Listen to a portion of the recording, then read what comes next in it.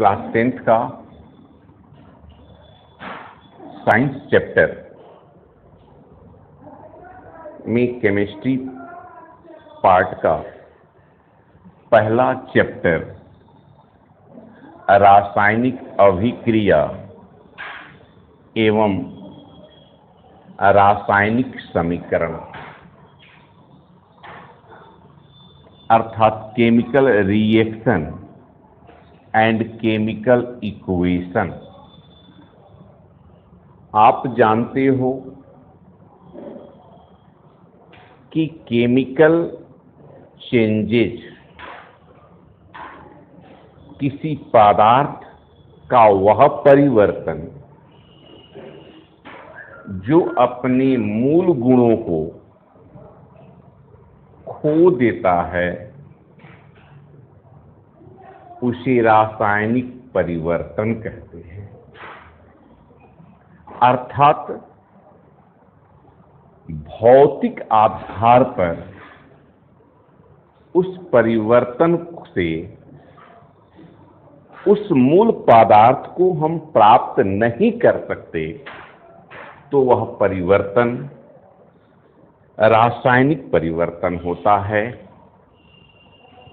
तो वह रासायनिक परिवर्तन निश्चित रूप से रसायन की दृष्टि में एक प्रकार की वह अभिक्रिया है। तो उस अभिक्रियाओं को या उन अभिक्रियाओं को हम दो तरीके से प्रकट करते हैं, उसे ही हम रासायनिक समीकरण कहते हैं। अर्थात किसी भी रासायनिक अभिक्रिया को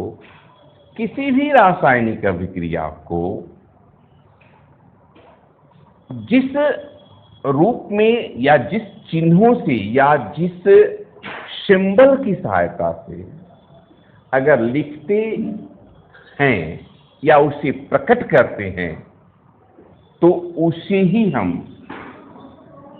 केमिकल इक्वेशन कहते हैं। जैसा कि आप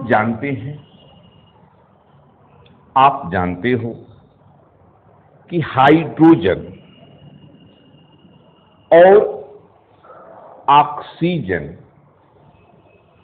आपस में क्रिया कर या संयोग कर जल बनाते हैं। तो इस प्रक्रिया को अगर हम जिस रूप से लिखते हैं या जिन शब्दों से हम प्रकट करते हैं या उनके संकेतकों से प्रकट करते हैं, उन पदार्थों को उनके संकेतकों की सहायता से अगर प्रकट करते हैं तो उसी प्रकट करना अर्थात उसको लिखना ही रासायनिक समीकरण कहलाता है।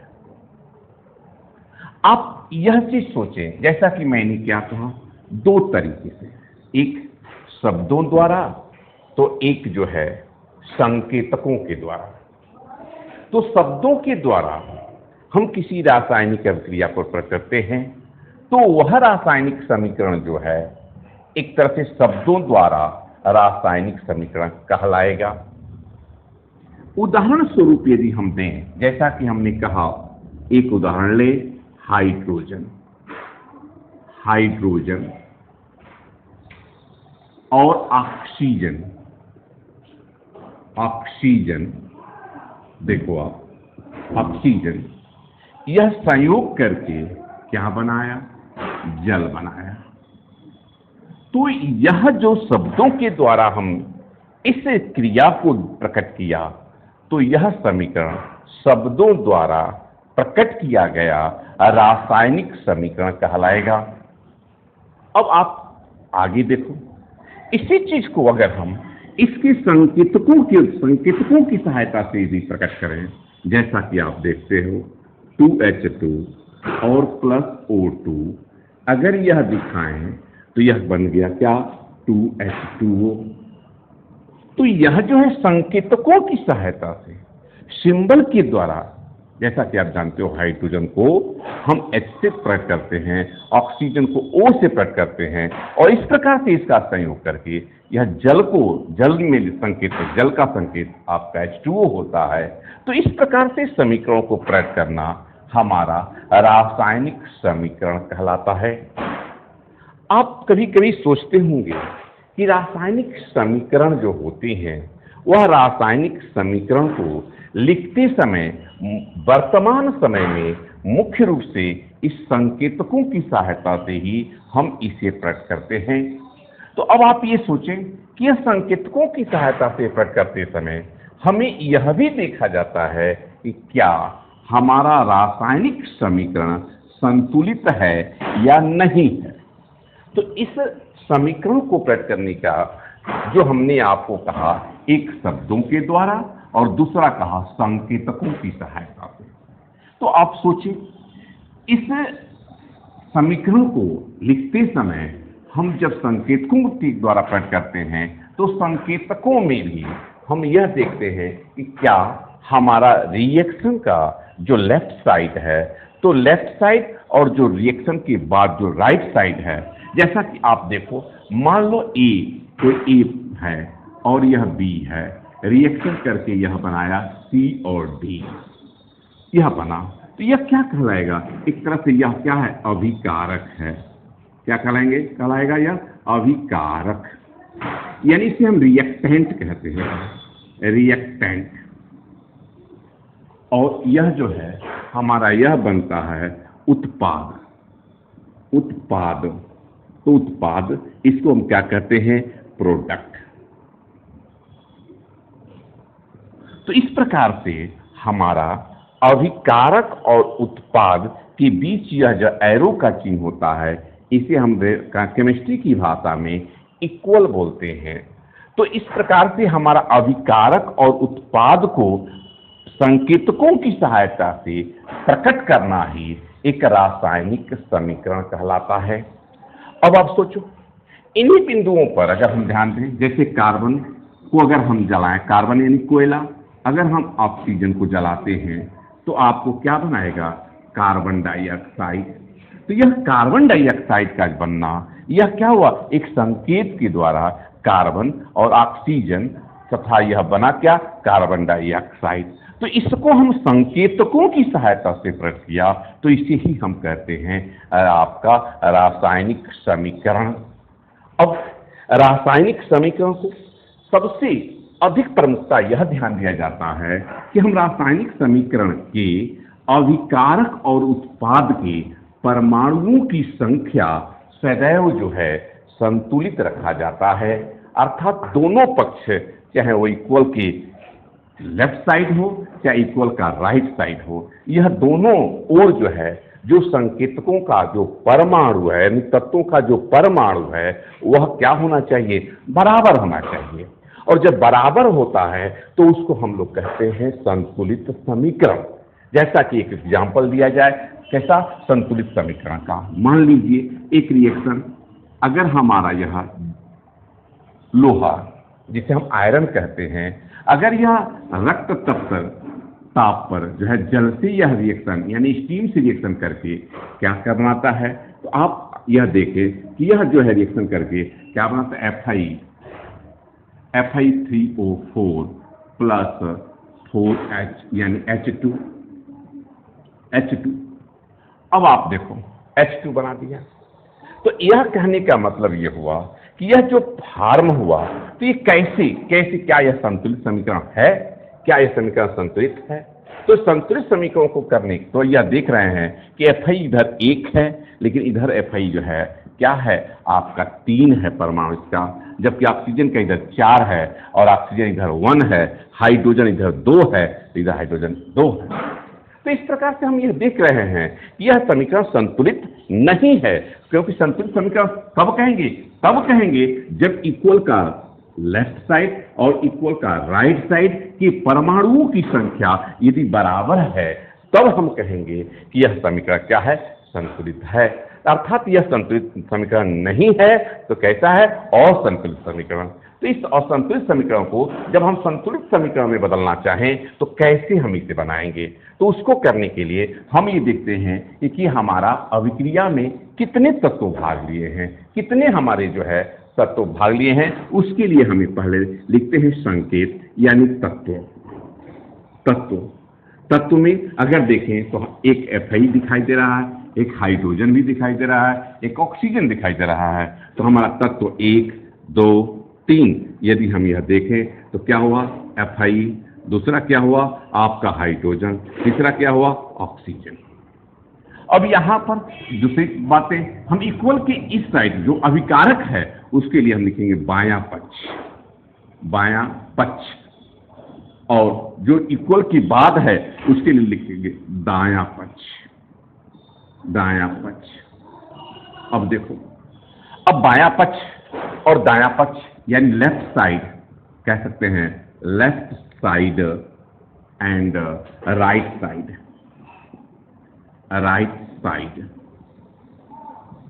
अब क्या करें आप? इस आधार पर यदि सोचेंगे आप तो Fi को देखें, हाइड्रोजन को देखें, ऑक्सीजन को देखें। कहा जाता है कि सबसे पहले हमें ऑक्सीजन को संतुलित करना चाहिए। तो ऑक्सीजन की संख्या इधर हम देख रहे हैं 4 है और इधर ऑक्सीजन संख्या 1 है। तो आखिर कैसे ये संतुलित होगा? तो आप यह देखो, अगर हम यहाँ पर ऑक्सीजन को संतुलित करना है, जैसे कि राइट साइड में ऑक्सीजन 4 है और इधर यहाँ पर 1 है, तो हमारा कभी भी परिवर्तन जो है हम परमाणुओं में नहीं कर सकते, क्योंकि यहाँ परमाणु क्या है? ऑक्सीजन का 1 है। तो हम परमाणुओं में नहीं कर सकते, बल्कि उसे पूरा करने के लिए हम सदैव जो है आपके अणु के रूप में इसे प्रकट करते हैं। अर्थात इस 4 को पूरा करने के लिए यदि हम 4 यहाँ 4 लिख देते हैं, यानी 4 यानी 4 लिख देते हैं, तो आप देखो क्या पा रहे हैं?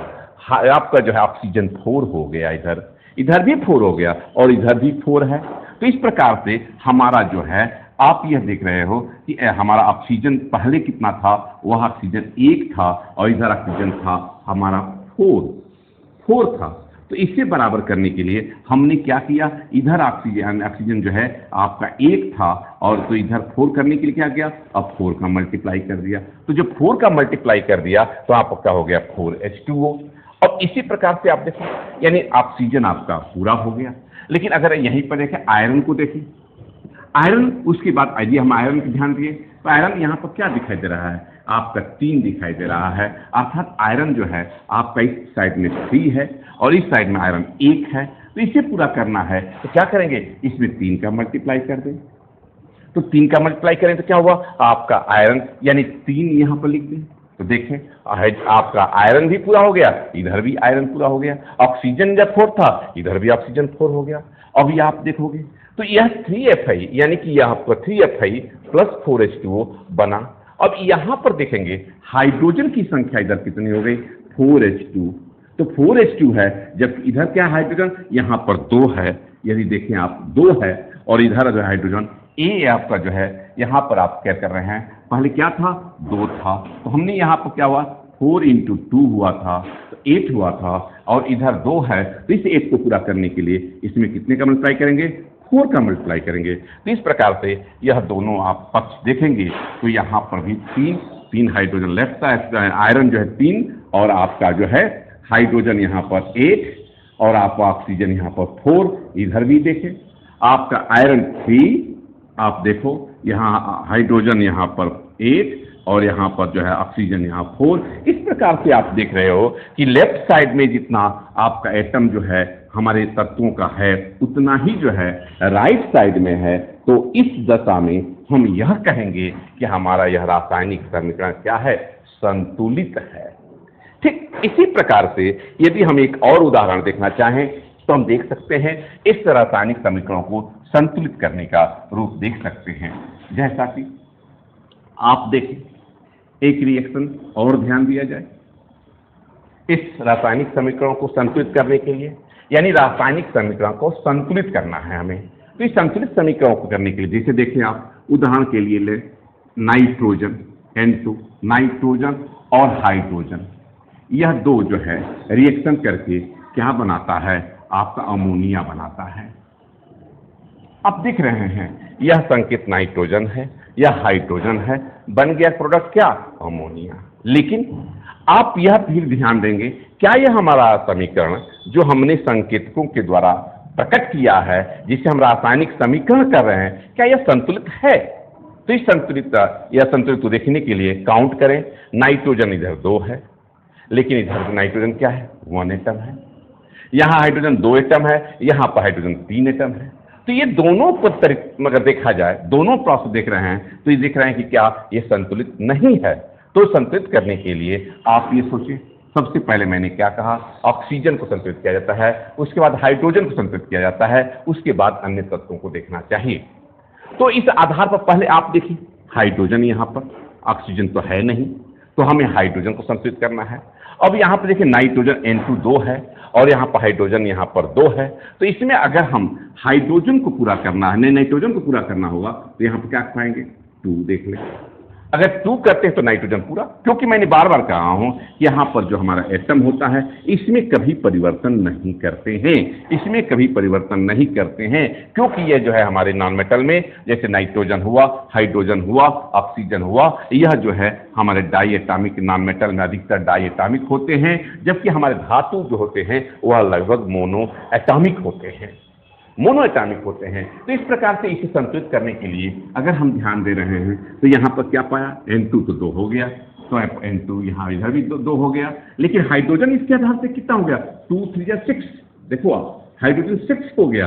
तो यहाँ हाइड्रोजन 2 है, तो हम यहाँ पर परिवर्तन करके यदि हम यहाँ 3 लिख देते हैं, तो क्या हुआ, 3 2 6, यानी हाइड्रोजन जो है हमारा 6 हो गया, इधर हमारा नाइट्रोजन 2 हो गया। इस प्रकार से ये बना कंपाउंड क्या हो गया, 2NH3। और इस आधार पर हम कह सकते हैं यह हमारा रासायनिक समीकरण क्या है, संतुलित रासायनिक समीकरण है। यानी यह समीकरण जो है, यह रासायनिक समीकरण क्या है, एक संतुलित है, अर्थात यह रासायनिक समीकरण संतुलित रासायनिक समीकरण कहलाता है।